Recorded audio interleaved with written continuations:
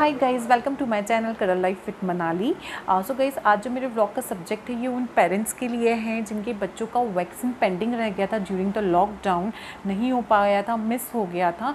तो आज के मैं व्लॉग में क्विकली आपको अपडेट दूंगी about the vaccination of children, और क्या कुछ एक दो चीज़ें हैं आपको करना चाहिए अगर वो डिले रह गया है। तो लेट्स सी द व्लॉग। सो दोस्तों, सबसे पहले मैं आपको अपडेट देना चाहूँगी कि वर्ल्ड हेल्थ ऑर्गेनाइजेशन की एक रिपोर्ट आई थी कि करोड़ों नंबर ऑफ़ ऐसे बच्चे हैं जिनका वैक्सीनेशन नहीं हो पा रहा है इस लॉकडाउन में, और जिसका इम्पैक्ट उनकी हेल्थ पे बहुत ज़्यादा पड़ सकता है। Then April onwards they have given one more guideline to the doctors कि आप वैक्सीनेशन स्टार्ट कीजिए। जो भी ग्रीन बेल्टेड हॉस्पिटल थे, ग्रीन टैग्ड हॉस्पिटल थे सभी सिटीज़ में, वहाँ पे अलाउ कर दिया गया था कि वो बच्चों को वैक्सीन कर सकते हैं एक सेपरेट किड जोन बना के।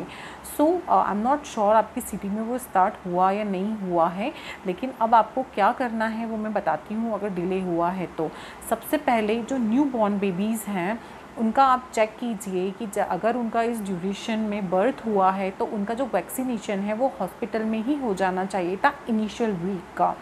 अगर नहीं हुआ है तो आप अपने डॉक्टर से ज़रूर बात कीजिए, वो हो जाना चाहिए। अब जिन बच्चों का मार्च अप्रैल का डिले हुआ है तो अब आपको पता है कि क्लिनिक खुल चुके हैं, डॉक्टर अवेलेबल हैं, बट ये पॉसिबल हो सकता है कि आपके जो पेडियाट्रिक हैं वो पर्सनली नहीं देख रहे हैं किसी को, या फिर नहीं वैक्सीन कर रहे हैं because of their age issue, वो बाहर नहीं आ रहे हैं। तो आप अपने डॉक्टर इमीडिएट चेंज कर सकते हैं।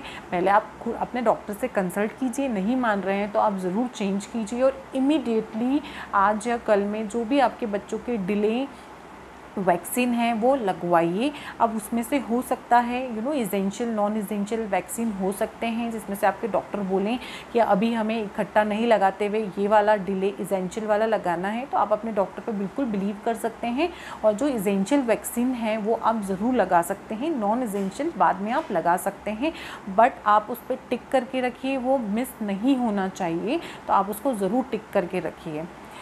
एक चीज़ और आपको करनी है, आप जो भी वैक्सीन लगाते हैं प्लीज़ आप उसको ज़रूर अपने डॉक्टर से समझें कि कौन से वैक्सीन की क्या इम्पोर्टेंस है। जैसे हम सबको पोलियो का वैक्सीन का इम्पोर्टेंस पता है कि वो कितना ज़्यादा ज़रूरी है, रोटा वायरस का पता है, और अगर आपको नहीं पता है तो आप अपने डॉक्टर से ज़रूर हर एक वैक्सीन के बारे में समझिए।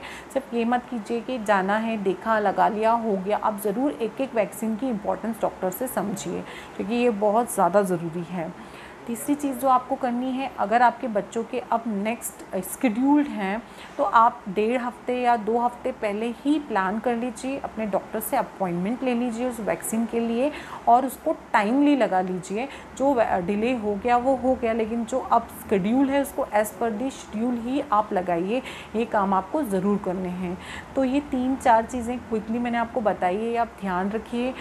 जो वैक्सीन है वो मिस नहीं होना चाहिए।